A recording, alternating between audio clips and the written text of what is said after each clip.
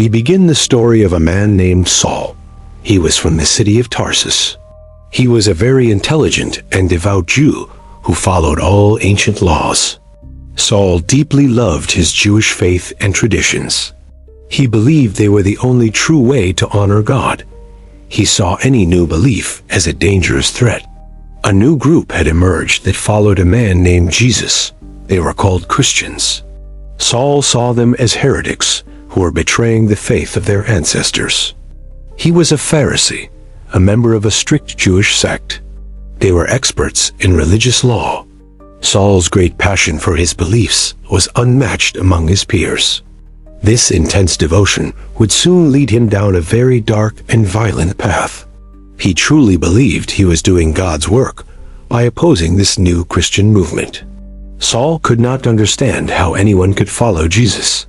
He thought their claims about Jesus being the Messiah were blasphemous. He was filled with a righteous anger. His story is one of dramatic and complete change. It shows how a person's deepest convictions can be turned upside down in a single, powerful, and life-altering moment. Before his transformation, he was a fearsome enemy of the church. Believers would whisper his name in fear, knowing the great danger he represented to their community. Let's explore how this man, a persecutor of Christians, became one of the most important figures in all of Christian history. His journey is truly remarkable. This is the tale of Saul of Tarsus, a man who would later be known across the entire world by a different name, the Apostle Paul. Saul's campaign against the Christians began with great intensity. He went from house to house in Jerusalem, seeking out believers to arrest and throw into prison. He was present at the death of Stephen. Stephen was the first Christian martyr, a man who was stoned to death for his unwavering faith in Jesus Christ. Saul held the coats of those who threw the stones. This small act showed his complete agreement with the violent persecution of the followers of Jesus Christ. He was not a passive observer of these events. He was an active and eager participant, driven by a fierce desire to protect his ancestral religious traditions. His reputation as a persecutor of the church grew very quickly. Christians fled from Jerusalem to escape his wrath, spreading their message to other towns. But Saul was not content with just clearing Jerusalem. He wanted to completely stamp out this new faith, wherever it had managed to take root and grow. He sought official permission from the high priest. He requested letters that would give him the authority to continue his harsh work in other cities beyond Jerusalem. His next target was the city of Damascus. He had heard that there were many believers living there, and he was determined to arrest all of them. He wanted to bring them back to Jerusalem in chains. He planned to have them tried and punished for what he considered to be their great religious crimes. Saul was absolutely convinced that his actions were just. In his mind, he was a defender of the true faith, purging it of a dangerous and false teaching. He breathed out threats and murder against the Lord's disciples. His name became a symbol of fear and oppression for the entire early Christian community in the region. The early church was terrified of him. The believers would pray for protection from this zealous man who seemed determined to completely destroy their small but growing movement. Saul's actions were systematic and brutal. He did not hesitate to use force to achieve his goals, dragging men and women off to suffer in prison cells. He believed he was preserving the purity of Judaism. He could not see the truth of the message that the Christians were so joyfully proclaiming to others.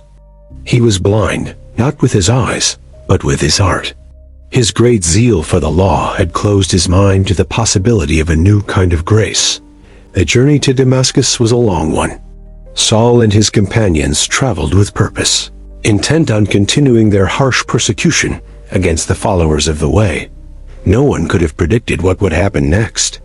Saul was about to have an encounter that would change him and the course of world history forever. He was on the brink of a complete reversal. The persecutor was about to become the persecuted, all for the very faith he was trying so hard to destroy. His story serves as a powerful reminder. It shows that no one is beyond the reach of a profound and life-altering spiritual experience that can change everything.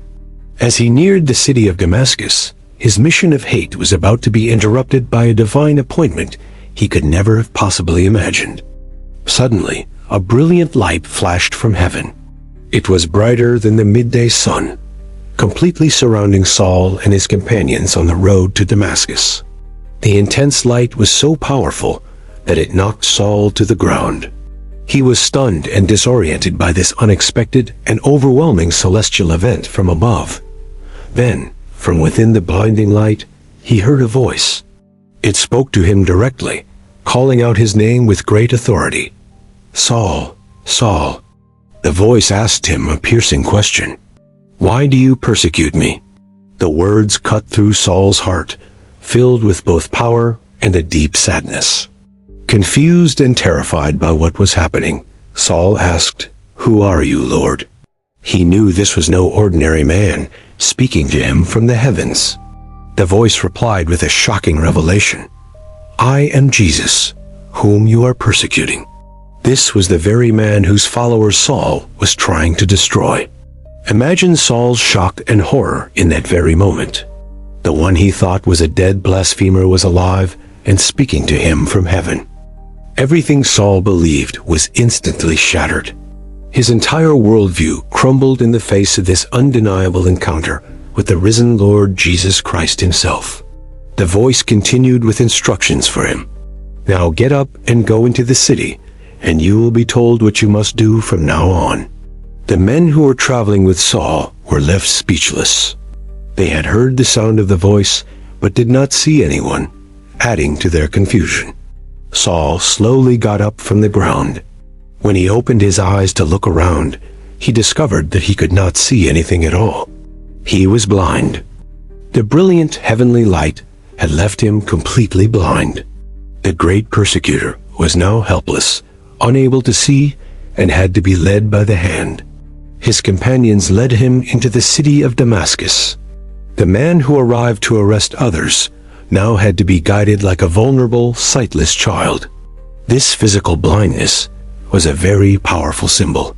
It represented the spiritual blindness he had been living in, unable to see the truth about Jesus Christ. This experience on the Damascus road was the turning point. It was the moment the Christian killer began his long journey toward becoming a great apostle. There was no arguing with this incredible encounter. It was not a dream or a vision. It was a real event that left him physically changed and broken. He had come to Damascus full of pride and anger. He now entered the city humbled, blinded, and completely dependent on the help of other people. His mission of persecution had come to an abrupt end. A new, far different mission was about to be revealed to him by the Lord Jesus Christ. The hunter had become the captured. Saul was now under the command of the very Jesus he had so vehemently opposed with all of his strength. This dramatic confrontation set the stage for one of the most incredible transformations in all of human history, from a man of hate to an apostle of love. For 3 days, Saul remained in Damascus, completely blind. During this time, he did not eat any food or drink any water at all in his despair. He spent this time in deep prayer and reflection. He was likely replaying the encounter on the road, trying to understand its profound and very deep meaning. Meanwhile, in Damascus, there was a disciple named Ananias. The Lord spoke to him in a vision, giving him a specific and frightening instruction to follow. The Lord told Ananias, "Go to the house of Judas on Straight Street and ask for a man from Tarsus named Saul, for he is praying." Ananias was terrified by this command from the Lord. He knew Saul's fearsome reputation. "Lord," he answered, "I have heard many reports about this evil man." Ananias knew Saul had come to Damascus. He was aware that Saul had the authority from the chief priests to arrest all who called on Jesus' name. But the Lord calmed Ananias' fears about this dangerous man. He told him, "Go. This man is my chosen instrument to proclaim my name to the Gentiles." God revealed that Saul would also carry his name before kings and the people of Israel. This former persecutor was now destined to be a great proclaimer. The Lord also added a sobering note about his future. I will show him how much he must suffer for my name. His new path would be hard. Trusting God's command despite his own personal fear, Ananias went to the house. He found Saul there, just as the Lord had told him he would. Placing his hands on Saul, Ananias spoke kind words. Brother Saul, the Lord Jesus, who appeared to you on the road, has sent me to you. Ananias explained his purpose for being there. He said he was sent so that Saul might see again and also be filled with the Holy Spirit. Immediately, something like scales fell from Saul's eyes. His physical sight was miraculously restored, and he could see clearly once again, a powerful and healing moment. This physical healing mirrored a deeper spiritual healing. The blindness in his heart was also removed, allowing him to see the truth of the gospel message. With his sight restored, Saul got up and was baptized. This act symbolized the washing away of his old life and his new beginning in Christ Jesus. After his baptism, Saul ate some food and regained his strength. His 3-day fast was over, and a new chapter of his life was finally beginning. He spent several days with the disciples in Damascus. The very people he had come to arrest and imprison were now his brothers and sisters in faith. Soon, Saul did something that no one expected. He went straight to the Jewish synagogues, the places where he had planned to find and arrest the Christians. But he did not go there to arrest anyone. Instead, he began to preach boldly that Jesus is the Son of God, the very Messiah of Israel. All who heard him were completely astonished. They asked, "Isn't he the man who raised havoc in Jerusalem among those who call on this name?" People were confused by his sudden and dramatic change. They knew he had come to Damascus, specifically to take the Christians back to Jerusalem as prisoners. But Saul grew more and more powerful in his preaching. He baffled the Jews living in Damascus by proving that Jesus was indeed the long-awaited Messiah. His arguments were so compelling and well-reasoned. His deep knowledge of the Jewish scriptures now served to prove the truth of the Christian faith to all. The persecutor had become a powerful evangelist. He used the same passion he once had for destroying the church to now build it up with strength. This immediate and bold proclamation showed the genuineness of his conversion. He was not ashamed to publicly declare his newfound faith in the Lord Jesus Christ. His transformation was a powerful witness to everyone. If such a committed enemy could change, then the message of Jesus must be incredibly powerful and true. His former allies were now his enemies. The Jews who had supported his persecution now plotted to kill him because of his new, bold preaching about Jesus. Saul learned of their plot. To escape the city, his new friends, the disciples, lowered him in a basket through an opening in the city wall. He escaped during the night, a humble exit for a man who had arrived with so much authority. His new life would involve constant danger and threat. His initial ministry in Damascus was a sign of things to come. He would spend the rest of his life proclaiming the name of Jesus Christ. After escaping from Damascus, Saul traveled to Jerusalem. He wanted to meet the apostles and join the believers who were living in that historic city of faith. However, the disciples in Jerusalem were all afraid of him. They did not believe that he had truly become a follower of Jesus Christ their Lord. They remembered his violent past and his reputation. They likely suspected that his conversion was just a clever trick to infiltrate their group and harm them. But a man named Barnabas stepped forward to help him. Barnabas was a respected leader in the church, known for his kindness and his encouraging nature. Barnabas took Saul and brought him to the apostles. He told them the full story of Saul's encounter with the Lord on the Damascus road. He testified how Saul had preached fearlessly in Damascus. Barnabas vouched for the authenticity of Saul's conversion, calming the fears of the other apostles and leaders. Because of Barnabas's support, Saul was finally accepted. He stayed with the apostles in Jerusalem, moving about freely and speaking boldly in the Lord's name.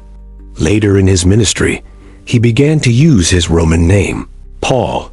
This name was more familiar to the non-Jewish people he would soon reach out to.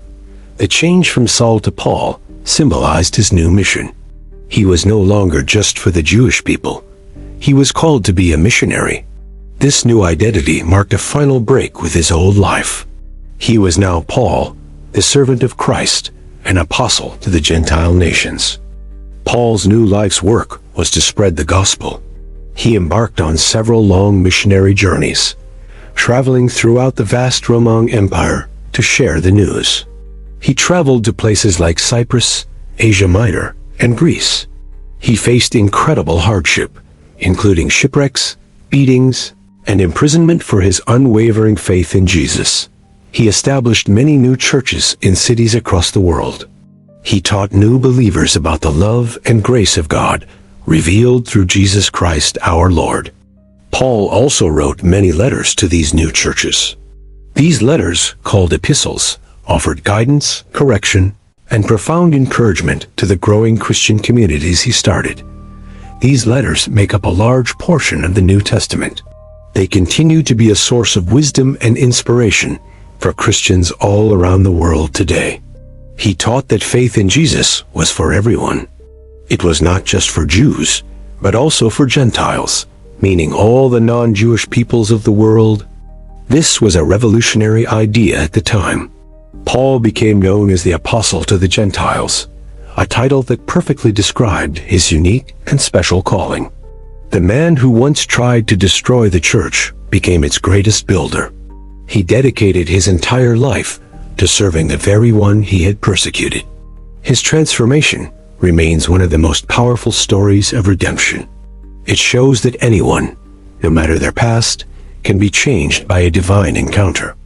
From Christian killer to a foundational apostle, Paul's journey is a testament to the power of forgiveness and the possibility of a brand new start in life.